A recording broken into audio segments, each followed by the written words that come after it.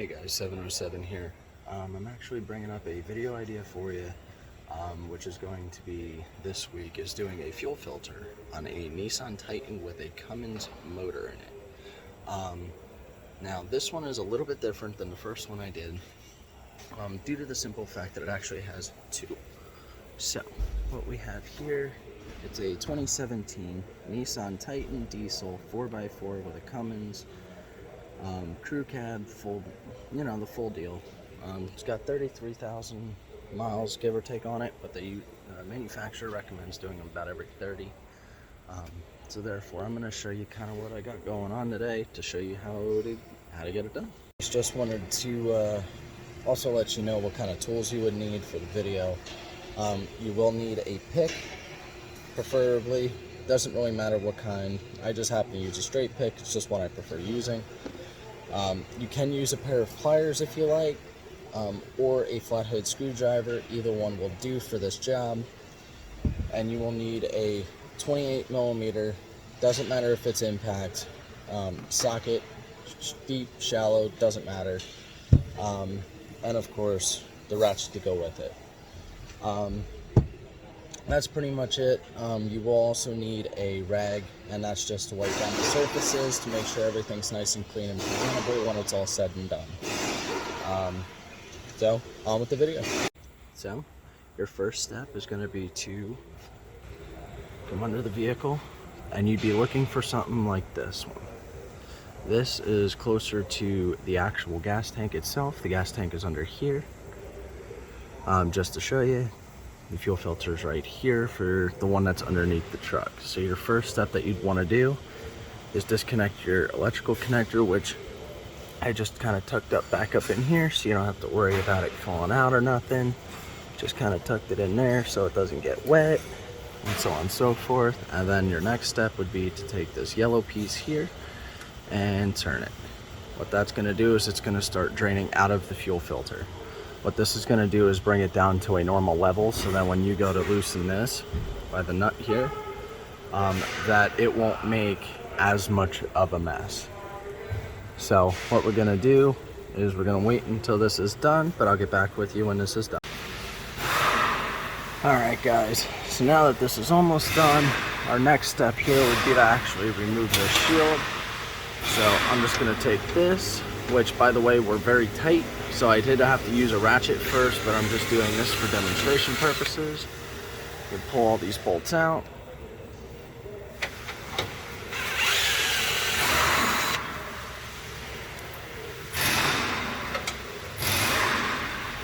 And then this shield will drop at the same time.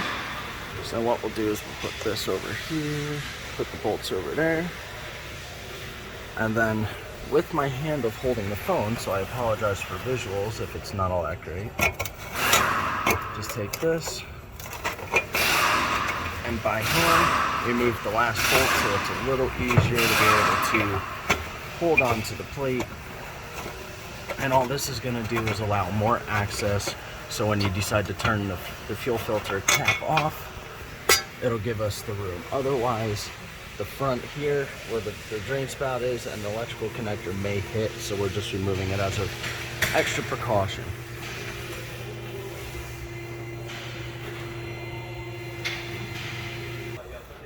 Alright guys, so now I did take the honors of loosening this up as well in the meantime, just so for video purposes, so it goes a little quicker. But then all you have to do is take this and you can start unscrewing it from the underside of the truck. You can leave that open if you like, it's not going to hurt nothing, but do remember to close the valve.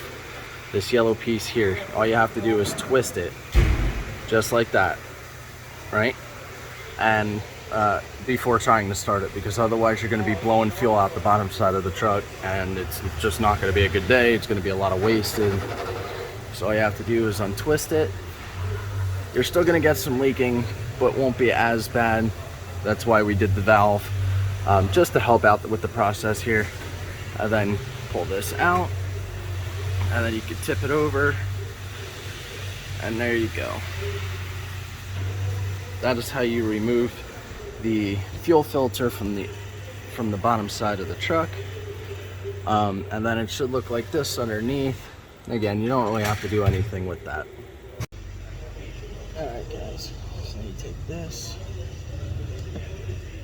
just give it a slight wiggle, and the filter should pop right out. You take the whole filter and just throw it in the garbage. You don't need any of it. And what you want to do is you want to grab your new fuel filter. This one here, pull it out of the plastic.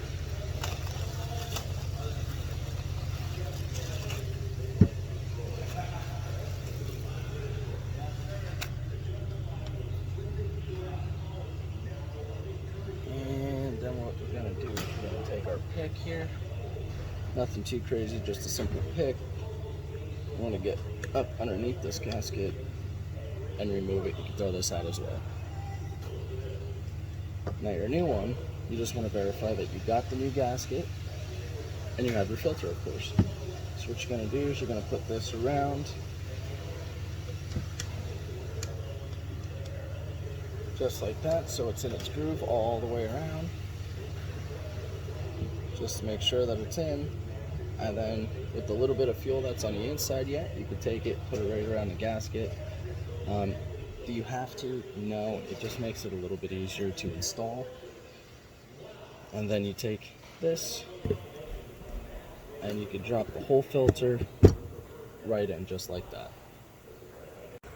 Alright, and then all you have to do is take this and stick it up into the top of the housing, and it's just like twisting on a oil filter. You want to make sure you don't cross thread the threads.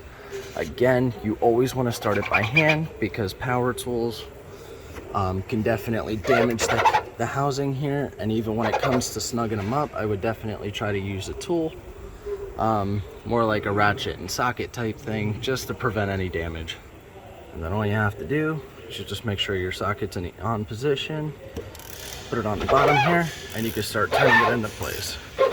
Now they are not this easy once you get to the gasket, so I'm going to put the phone down just to make sure that I don't damage the truck in any shape or form. Alright, so now that I got the housing back on for you, all we're going to do is we're going to come down here and we're going to grab the shield again, and we're going to set this back up here. And then again, it is very important that you want to take them. You don't necessarily have to go in the order of which you took them out in, but all you want to do is put a screw in just to make sure that it doesn't fall. So all you're going to do is put them in by hand to make sure that it doesn't fall. You don't strip out the holes, you don't round them out, because that'll be a lot more of a big pain than just doing it by hand, really. They're usually pretty simple. Again, this one's a 2017, so there's not a whole lot of rust on this thing, so it's in pretty decent shape. And we're going to do that for all three of them. You always do it by hand to make sure that you don't strip or round out anything. Sometimes your holes don't line up. If you just loosen the other two bolts that you have in there, this one should line directly up with it.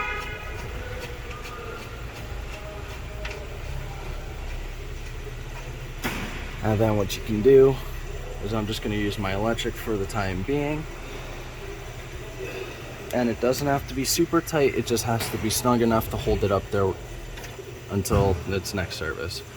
So all you have to do is just zip them on real quick, make sure they're nice and tight, and your shield's back on. So there you go. And then what you want to do, come over here, and again, you just want to verify that your valve is closed and tight. You should be turning it this way in order to close it up. And then you want to grab your electrical connector here, and you take it, you plug it in, and then your first fuel filter underneath the truck is done. Alright guys, and now we're underneath the hood. This is going to be for the second fuel filter. Now the first goal again is to find it. So in this case, this one is actually right here. Can't even miss it. It's right next to the intake tubing, right next to your oil cap, your oil dipstick, It's all in the mix there. So what you want to do is you want to put your socket on. Damn it.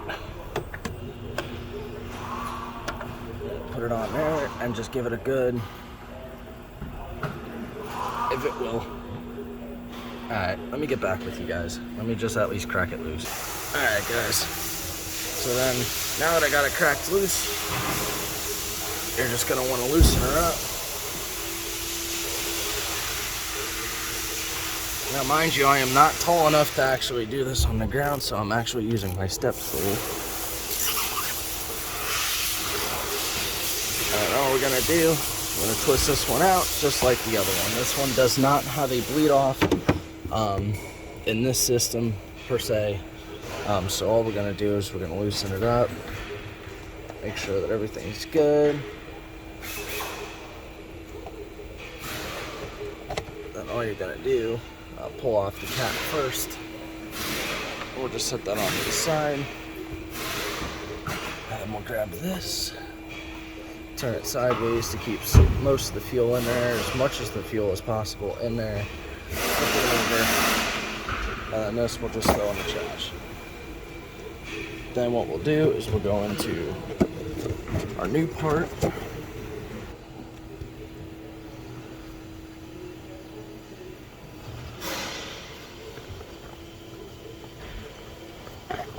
And we will grab our new filter.